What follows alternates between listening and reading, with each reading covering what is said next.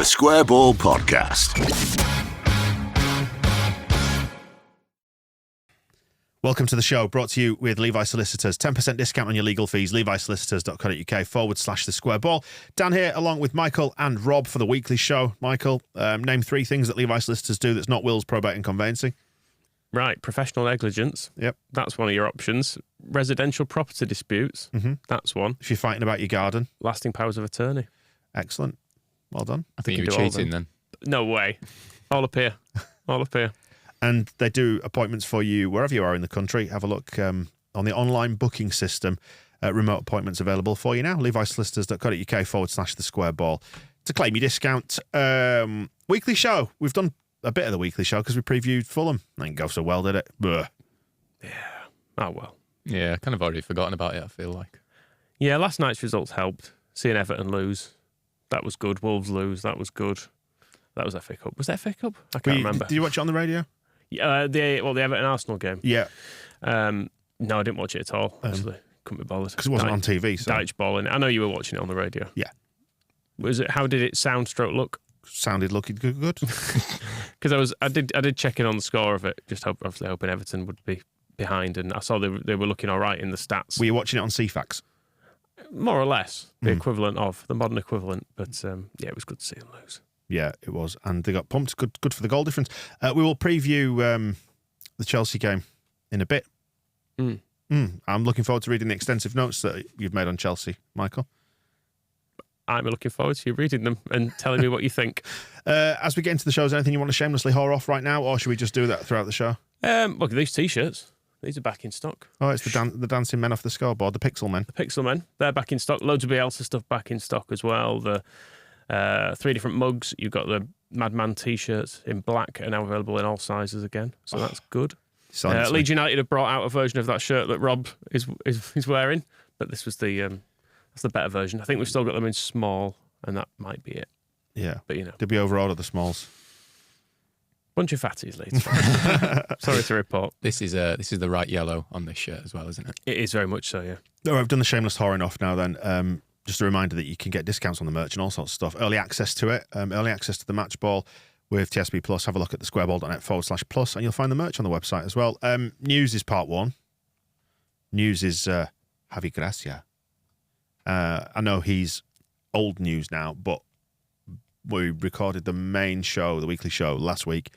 No work permit. Got one, didn't he? He was waiting outside Thorpe Arch the whole time, wasn't he? He was. He's got a team around him now as well. Do you want to say some of these names? Zigo Arenalde. Do you remember him well from the League One days? Oh. Played once for Carlisle against us. I looked it up. I saw he played for Carlisle. I was like, surely he must have played us. We seem to play Carlisle every week. Sure enough, he did. And was that the Carlisle team with Kieran Westwood? Yes. Who always seemed to have a blinder against us. Yeah, that one. So only once though. And Mikel Antia. I keep wanting to say Mikel Antonio or Vernon Anita for both of those. Yeah, he's the man who was with Rafa, wasn't he, at Newcastle? So that's kind of what he's mainly known for. And he played with Gracia Sociedad. Mm-hmm.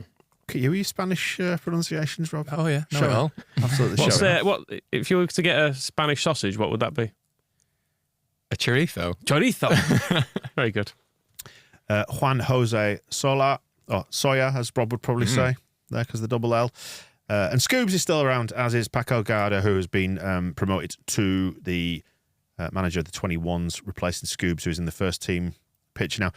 What's happened to Chris Armas? He's just has he been ushered out of a side door? We don't talk about Chris Armas. No. Is that the unsaid thing now? He's disappeared. Yeah. Has he been disappeared or has he disappeared? He's been disappeared. Right. What have they done to him? Yeah, he wasn't visible, was he, against Fulham? There's not been a statement though, has there? No, it's all been quite quiet, hasn't it? I think if they put a statement out, people would jump on that and hammer the shit out of them for it. That's why they're just pretending he never existed. He's been through enough, hasn't he? He had a terrible time at Scum last year. Jesse dragged him here for about 2 weeks. It's funny that Gracia's arrived with a little team of people, whereas Jesse took a year to get someone in, and then he was there for like a week before. Yeah, I got sacked. I wouldn't pretend to know anything about sort of coaching. That's obviously your domain. I've thought of a nickname for you, by the way. I told you about this the other day. Sort of floated it by you, didn't I?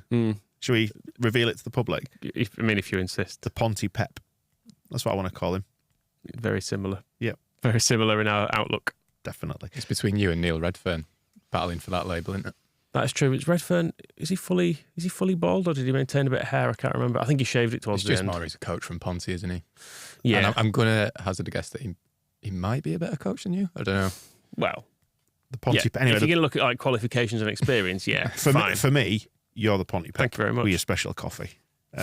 But anyway, I don't know enough about coaching to know what makes a good coach, what makes a bad coach. Don't move in those circles. You do. And one of the criticisms that could have been potentially levelled at Marsh's Leeds United was that the coaching team wasn't necessarily experienced enough. Again, no idea whether that's true or not, so I have to hold my hands up. What do you think, Ponte Pep?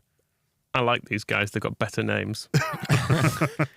You can't trust Cameron Toshak, can you? I mean, as long as one of them doesn't accidentally sub. Can you just hang on a minute? Can you just qualify that statement? I feel like it's quite important. Why can't you trust Cameron Toshak? In what respect? Just when he turned up, you Googled him and went, really? I don't know. Although a fellow bald man, so should probably be more supportive. Chris Armas as well, though. So yeah. anyway, so What do you think? What were you going to say, Rob? Go on. No, I mean, anyone would be better than Cameron Toshak as long as they don't sub Luke Ayling off by accident. I think that's the bar that Jesse Marsh's coaching staff set. That's why you can't trust him. I'd forgotten about that. Yes, he did do that. You can't trust him to do the substitutions. That paperwork. Just specifically that thing. I bet Jesse wouldn't let him change gear while he was driving, for example, if he was with him.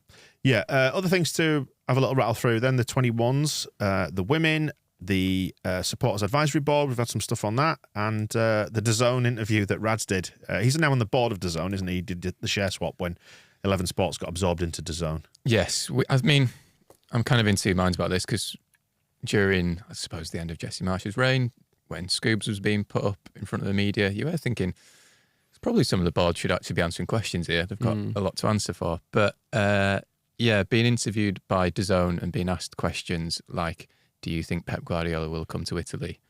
Isn't really the questions I was hoping Radrizzani was. I'm surprised he wasn't asked things like, aren't you very tall and handsome? Do you agree? Well, I think his answer to the Guardiola question was something like, if you believe in it, it might happen, which, that's one way of looking at it, I suppose. Absolutely. Yeah. A complicated season, he describes it as, and I didn't expect it. The forecasts were very different. We invested in quality youngsters in the squad. We paid for some perhaps incorrect choices, and there were some games in which we deserved more points. Go on then. Incorrect choices? There's one. The manager would be one. I mean, he goes on to that separately, I suppose, doesn't he? Saying he shouldn't have given him so many chances, and I shouldn't have listened to Victor Orta.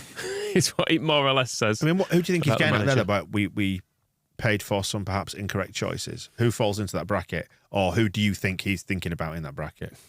Rasmus, I suppose. I think that was referring more to the choice of manager and sticking with him rather than the play. I don't think he was referring to transfers in particular. I don't know. It's maybe saying like we invested in some quality youngsters in the squad. We paid for some perhaps incorrect choices. I think he's Does it kind mean of paid in terms of league position or paid money for? I don't think it means paid financially. I think it means like we paid in a mistake, kind of. But then, yeah, he said, this season I already had negative feelings before the World Cup, but then I wasn't decisive and I wasted a lot of time listening to the management, which, yes, I think he means Victor Orta by that. Giving the coach so many last chances, sometimes you need to be less democratic. I think dictators and autocrats always goes well. Well, I mean, it just sounded like there he was wanting to sack him, but was persuaded not to on a few occasions. That does sound like there's a wedge being driven between them, though, doesn't it? It's kind of what Chilino used to always say. He used to always go, I should have sacked him sooner, or I made the mistake hiring him in the first place. And then he'd go, I should sack myself, which he never obviously did. It's interesting. You wonder now how, when you start to join all the dots up together, when you saw Victor Orta wearing the 49ers hoodie, which you can read as much or as little into that as you want to do. But if that was, as you could say, perhaps a nod in their direction for the funding of the January transfer window, if that's the case, that maybe all is not particularly harmonious between him and Radrizzani, particularly when you factor these comments in. I do wonder. I don't get the feeling Orta likes criticism, and Radrizzani's got his own issues. I don't know what you'd call them. A need to feel important and loved is what he seems to have, I suppose. Is that fair to say from his public stuff that he puts out there? It feels a bit like he's always desperate for people to like him. Well, he says whenever he's in Leeds, he feels loved. and it's just the fans on social media who he calls keyboard cowards that don't like him. Ken Bates used to say that. Which is ironic given how much he embraces Twitter as a medium to get people to interact with him. You know, I try and think the best of Radz because he's taken us from a place where we were far worse to a place where we're far, far better. I think if we get to the summer and assuming we stay up, all the kind of the shit that gets thrown his way will be tempered to a very large degree, assuming that's when he sells up and the deal is completed with the 49ers Enterprises. It just needs a little bit of time for it to cook, doesn't it? Take the immediacy out of the situation, as Moscow described it the other week. Yeah, I think a bit of distance between it all would be healthy, and I think it would reflect better on him once he's not here, basically. Yeah, it does feel like he doesn't necessarily... It's almost like he doesn't understand the role or the fans or quite what we're like and why we're so damaged, you know? Or he maybe does feel a little bit underappreciated because of where he's taken us from and to. But I think that, like you said, that appreciation will start to filter in if and when we're safe this season. Yeah, and he just doesn't help himself with the Twitter stuff. And I'm sure other people at the club... we'll, I suppose, move on to the supporters advisory board stuff where Kinnear was kind of saying about the time it took to appoint a manager, and it's quite a normal time frame, but the time frame was altered immediately by the owner going, a couple of days, no bother, we'll have this sorted. Because then when it doesn't happen, it looks like you're out of control. Yeah. So people start to get, like, not wound up by it, but start to get worried, first of all, about the capability of the people doing the job. So yeah, because I think we hired Grathia like 2 weeks to the day of sacking Marsh, and I looked at that and I thought, it's not actually too bad. That I suppose it was different because there were more games in that short amount of time. But yeah, because Radz put that deadline on it himself, it's like, well, of course we're getting impatient. And the stuff about, having unrealistic expectations about which managers we could get, referring to the fans, is just nonsense when we're seeing Victor Orta flying around Europe trying to hire managers who either don't want the job or their clubs don't want them to have the job. And it's the second point that I was making around this was when the club said that the managers that were on the shortlist were in work, to then take 2 weeks to hire somebody who wasn't in work reflects badly on them. Yeah. Because you think, again, well, it's not gone to plan, therefore you don't know what you're doing. And I'm not suggesting they don't know what they're doing, but this is the reason why it's better to just say nothing, isn't it? Well, until it's done. In going back to Radz's interview, he referenced his own tweet about Bamba Dieng, and he says, we got him, and I even tweeted about it, and then we didn't have him. And then, he said that the plan for Willie Nonto was that either we sign him in January or at least in the summer. And again, it just adds up to none of this is going to plan, is it? Well, there was always a plan in place.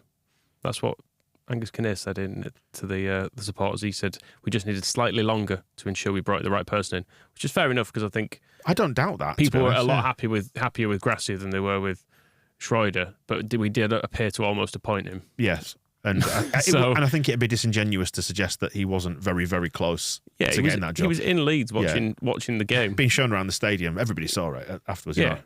Despite the fact that we're like, just put your hood up, hide him, get him out of the way. Pretend you're not there. So it's not been great, hasn't this bit? But then equally about the expectations of fans, I don't think anyone was thrilled with Gracia when he arrived, but equally I didn't see anyone livid about it. Everyone went, oh, okay, seems fine. He's got more on his CV to suggest he'd be suitable than Marsh did, for example. Yeah. Well, and Premier League experience, number one. Exactly. Yeah. And to look at some of Orta's other appointments, if you look at Thomas Christensen or Paul Heckingbottom, he seems a better appointment than they did, I suppose.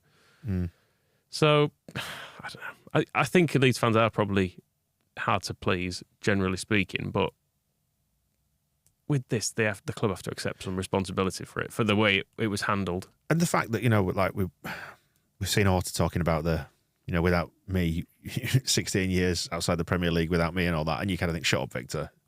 Some humility is probably... And it's not just you, is it? Yeah, you appointed somebody who delivered it for you. Prior to that, you appointed some shit, and then afterwards, somebody who didn't work. So Leif Davis wandering around Spurs going, without me, no Premier League. Yeah, and he does deserve credit for putting Bielsa in. I think the thing is that what they need to understand is that we're still not out of that same...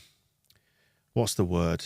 The same mindset, because we got back to the Premier League. We enjoyed that first season back, but the anxiety of being out of it again is very real and present, and people still feel it. It took us so long to get back that there's a hangover from that. They're into the current era thinking that it could slip away again, and everyone's automatic thought is, well, we were out 8 years the first time, 16 years the last time, it'll be 32 years the next time, which we all know the rational part of your brain goes, it doesn't have to be like that.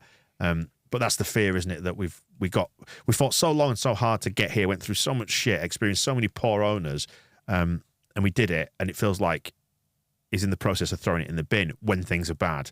But then when things are all right, it doesn't feel like he's throwing it in the bin, and the mood will ebb and flow around that. Also, like you say, Leeds fans might be hard to please, but actually, the thing with Grath here is that we've all looked at it and gone, oh yeah, that's like the normal, competent thing to do.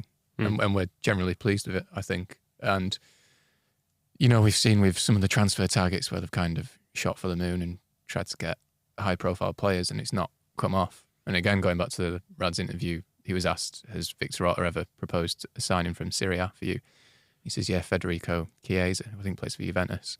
And you think, well, yeah, but we've not signed him. And it's like, it's the same with the managers, isn't it? It's like, it's great going for those targets, but you've not got them. So it's all kind of meaningless at the end. And one thing we did learn from the supporters advisory board was, and it was almost an afterthought, wasn't it? Like, you know, the closing line of the... Or was it deliberately at the end? Of the minutes. Maybe so.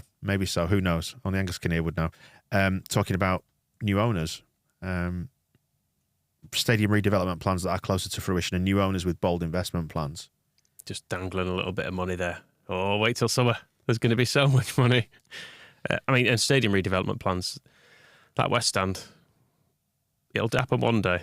It has to happen one day. I mean, having spoken to him, though, we know it is there. It's in the pipeline. And what he said was, we don't want to reveal plans and then not follow through with them. So I think the right to sit on it. Going back to the point of saying nothing. I want a 3D fly-through. Which the stadium on you'll YouTube. get one, because he said, hasn't he, that they've got fly-throughs as Angus Kinnear. Get it shared. But but we're criticising them for saying too much, or certain factions within there saying too much in the process of appointing a new manager. I think they're right to sit on this until they can actually do something with it, and the finances in place, Premier League status is assured. Don't say anything. Don't show anybody. Yeah, because so the stadium plans we've seen most recently have been, if England get the World Cup, if there's a super casino built on the West Stand, I think was one of the plans at some stage. So, yeah, it was never going to happen. I mean, I also desperately want to see them, because I'm a pervert for stadiums and things like that. I love it. Absolutely love that I want to see a proposed how the construction's going to work as well, where they'll build behind and then it'll show bits moving forward and stuff. That's good. Show Michael where the first foundations are going to go in. That's what he wants to know. Not only the Ponte pet, but you're an architect as well. Oh, very much so, yeah. I dare say. 21s, are they getting on top of the league? They beat Southampton in a triple header, because we had the 21s, then the first team, then the women, all beating Southampton over one weekend, which might be a first. Yeah, I mean, it's not proper Southampton, is it, that the women's team were playing? They're not properly affiliated. Yeah, there's like weird splits, aren't there, within that. But which I think makes Southampton a bad club. Let's go with that. Yeah, maybe. But yeah, we beat the under-21s, which was key because they were above us in the league. We're now top again. And Forest also only drew during the past week, and they were the other team in contention at the top. So it's fairly well poised. We've not got a bad run in either. No, it was a good win that as well, because Southampton had a few kind of first-team senior players in their team, whereas Leeds didn't, unless you're counting like Matteo Joseph and Darko Javi as first teamers, which I think would be a bit of a stretch. But Joseph scored a good goal. I think Jeremiah Mullen got the second one.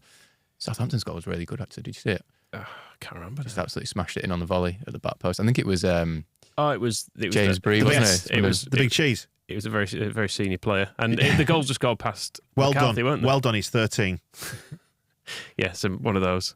But yeah, top of the league again, so that's good. Yep. And yeah, the games to come. Derby next, to our bottom with 1 point. So you think we should win that? That's 1 point out of 13 games played. Yeah, they've scored 8 goals, conceded 41. It's almost like they've been right up shit street this season, and their academy's been decimated. But yeah, don't play any of the other top sides this season, so got a decent chance. As long as we don't need all those players for the first team, as happened last season. I mean, assuming we do stay up, hopefully we do. It'll be interesting to see how the 21s take shape next year. Whether there's plans to keep reinforcing that in the same way that they have been doing. Yeah, Gallardo's role was interesting when he first joined Leeds, because I don't think it was announced, but in the Spanish press it was reported as he was going to be a kind of almost a one-to-one youth coach and work with, dare I say, the pathway between the 21s and the first team. So I guess there's still a lot of focus there with him now being the head coach. And to wrap up this section, well done to the women for beating the fake Southampton 2-0, but they are now in the FAWNL plate final, which is great. Amy Woodruff bagging a brace. Through to the final, which is played at Solihull Moors, which is somewhere near Birmingham. Yeah, in that area. Is it Solihull? Is it Solihull where Stan Collymore is off? No, it's Cannock Chase. It's Cannock where you have to. Yeah, you don't have to fight Stan Collymore if you go to this game, but it's on the 26th of March anyway. If anyone wants to go to it, that'd be awesome. Because it looks like promotion might be a bit of an ask for them this year. Yeah, it's not happening. But the plate would be a good price to get, I think. Yeah, and just something to build on next year when we can hopefully get promoted with this daft one team up thing, which is very unfair. The Square Ball Podcast.